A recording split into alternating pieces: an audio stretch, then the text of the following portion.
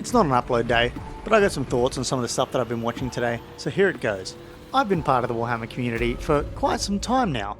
I've amassed a massive following of 1,500 followers, so I feel like I can have a valid opinion on the state of the hobby and the state of what's going on. And this discussion extends way past Games Workshop Warhammer itself. It goes to everything as we age, as we become more digitalized, as we become more tribalistic with our own in-groups, that we start to shit on everything. We have cynicism take over the world and what we enjoy, and then we go on to dislike things or join the crowd and hate things.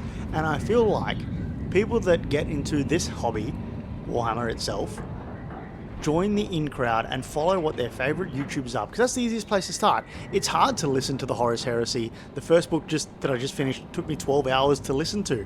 It was incredible, taking these minis that we've known and loved for so long and hearing them come to life through a story where you weirdly get goosebumps when they mention that Rogel Dawn gets off a spaceship.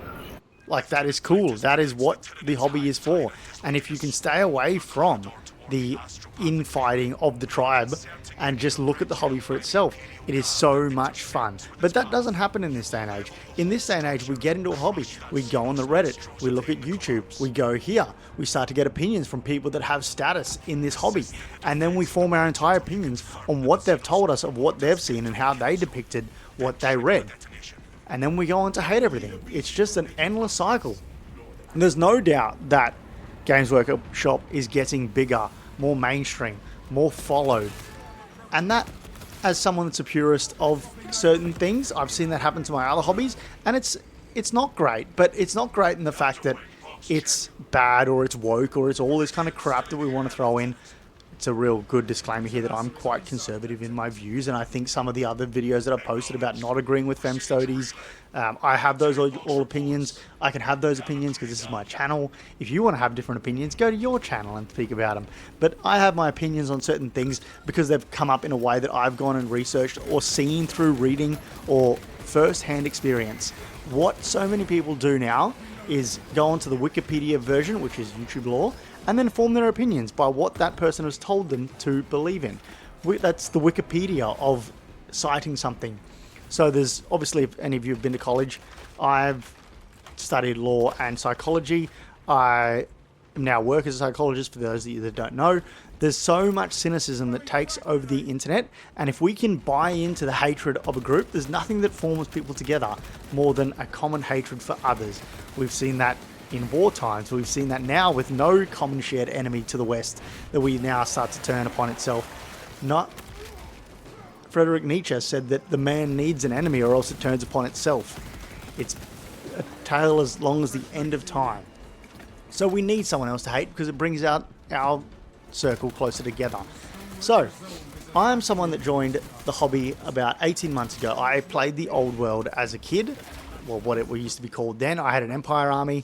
My mum was poor, so she wasn't spending a lot of money on fucking plastic miniatures. I had like 3 or 4 paints, so all my guys were yellow, blue, and red. Like, that was it. They weren't even skin color. See, no racism here. My guys were red, because that's all I could afford at the time. And I loved it more than any other toy that I've ever gotten. So now that I got older, I'm like, I've got my own money. Let's see what's happening here. I sort of saw the Space Marine stuff coming back up and was like, oh, I was never really much into 40k, but I'll have a look at it. And since then, I was hooked. A guy accidentally bought me a combat patrol for a Chris Kringle present because he plays it. So he just, as a joke, everyone knows he likes Warhammer. Everyone knows he was a nerd, so he bought it and put it in the bundle as a joke, and I ended up getting it. So that was about a year ago now, or about 18 months ago. And I'm like, holy fuck, this is so cool. Since then, I've read quite a few books, quite a few short stories, quite a few introductions into the setting. Some are good, some are bad. You can tell what the author wants to throw into this, but that's what happens when you create a setting with no canon. Unfortunately, that hurts me to say. There is no canon because we are talking about a setting. Things can change. Unlike Lord of the Rings or unlike Star Wars, there is no set in stone canon. Things change because we're discussing a setting, and Warhammer 40k has given us a setting to go and love and pick things that we do like, pick things that we don't like. And unfortunately, it is easier to hate things than love things. So I've gone into it with the Horus Heresy books, because I understand the background, or enough of the background, they're a terrible place to start if that's where you're getting into the hobby, because there is so much background information that you at least need to know to understand if they're talking about the right thing or to keep up with them. The first time I read the Horus Heresy, I was Googling for hours just to keep up with what was being said. Not a good place to start.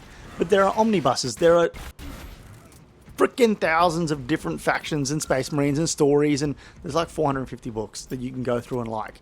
But no one ever goes and gets the first-hand information anymore, and that's 2025 in a nutshell. So the first thing, and it's taken me 4 minutes to get here, 5 minutes, understand the first-hand knowledge of what you're being told. So if they talk about a book, go and read the book, understand the book, let yourself enjoy it. I watch RuneScape videos these days because I don't have the time to extend and play it. I've never done a raid in RuneScape, despite having a RuneScape tattoo and loving the game more than any other game I've played in my life. But I don't have the time, so I go through and watch other people play it, and enjoy it that way. And I feel like that's what too many people do with Games Workshop, or too many things as a whole. People don't have the time to put into Call of Duty anymore that they used to, so they watch a streamer talk about it. The streamer hates it because it riles up controversy, it allows them to get more views, and therefore the general public hate it. And that's why companies spend so much money on influencers to keep their brand looking good, because we all know that we won't go and form our own opinion, we'll go and listen to the in-crowd. Whoa, that's my point one. That took a lot longer than what I wanted. Point two is this modern audience stuff. Like I said, I played RuneScape as a kid, was a nerd for it. I played Age of Empires, I played Call of Duty. Gaming to me was my nerd haven. I was on the PS4, or PS2, from like the time I woke up to the time I went to bed. I don't even remember the games I knew and loved that much. But I loved them. I was a nerd for it. Kids would go out to the park, the skate park, and I'd play COD. Getting a fucking 9-chopper gun, I think, 9-kill Harrier, I think it was. I think 9 was the chopper gunner. Was the coolest thing ever when I was a kid. I listened to different music, I did all this kind of things. My point is, I was a nerd for those kind of things, but there was nothing to buy into or do more. Now that gaming has become more mainstream, you can see things that you don't like. Appealing to modern audiences is what every publicly listed company does. And to objectively say that Games Workshop doesn't care or is getting shitter or is doing all this, just look at the value of their company as opposed to 6 years ago. Never in their wildest dreams would I have imagined that two dudes in their garage creating plastic miniatures would have a $5 billion company. That's ludicrous. But it happens with everything. We hit these runaway trains where the business has to make more money for its shareholders to continue to go up. So therefore it has to appeal to wider and wider audiences. Sure, it was grimdark, it was cooler, it was more niche back in the day. It was our little thing that us nerds got to look at and enjoy and care for whilst we were laughed at by women.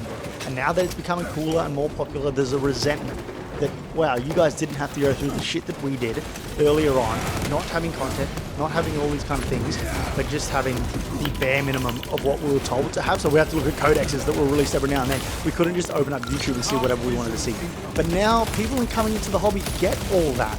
They get it to be mainstream, they get it to be cool, they get the fanfare, and that's okay.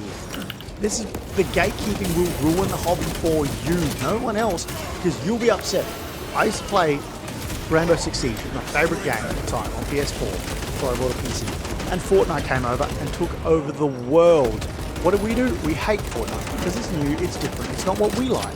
So we hated Fortnite. All my friends group hated Fortnite, so I didn't play it. And then you know what? 2 or 3 years later, when it was still booming, played it, loved it, enjoyed it. All it did was gatekeep it for myself because, oh, kids play that, it's cartoons, it's gay, yada, yada, yada. It just ruins it for yourself. This is like, I'll use an analogy here. Taylor Swift is objectively the biggest, and this hurts me to say, by extension of that, best artist of our generation.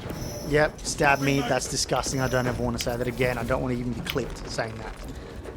That's not to say that she's good or you like her or that she appeals to, I don't know, me. I don't listen to that kind of stuff. I listen to post-punk from the mid-2000s because that's what I find cool.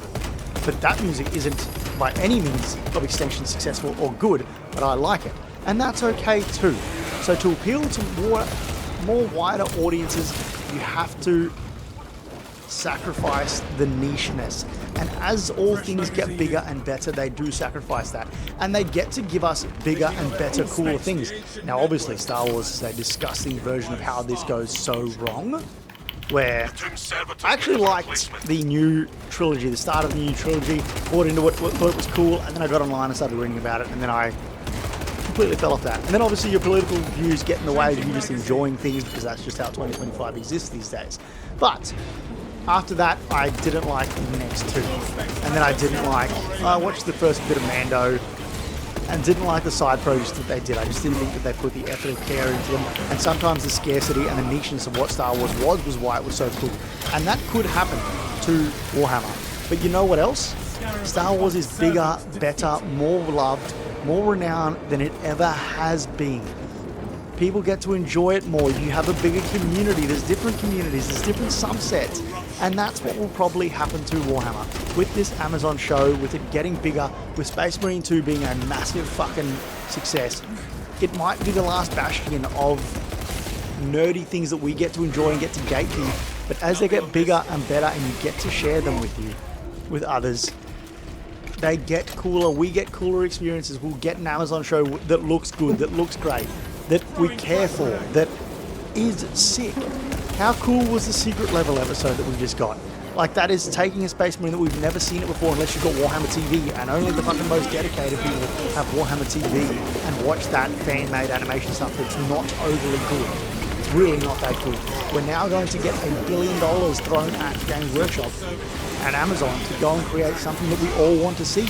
And if you sit there and you gatekeep, or you want to throw your cynicism, then you're not going to enjoy any of it, and it's all going to be shit. Objectively, if the company's worth $5 billion now, the models are better than what they were 20 years ago. But I'm sick of seeing YouTubers be like, oh, it was grimdark, it was better then, oh, it was this, that. Well, stop making fucking videos then. Get away from the hobby, leave it alone. Why do you do this if you hate it so much? If all you can do is hate something, why do you continue to fucking devote your entire life to talking about something you hate so much? That seems like money hungriness or addiction. You pick. So, lastly, I'll come to the cynicism point of the internet. I don't know who's watching at this point, but if you are, hit that like and subscribe button. The internet has allowed us to be cynics of everything, because you know what? The cynic appears to be smarter. This is all going to my psychology study and what I see in real life. The cynic gets to be right 99% of the time, unless they're wrong. And even when they're wrong, no one really cares.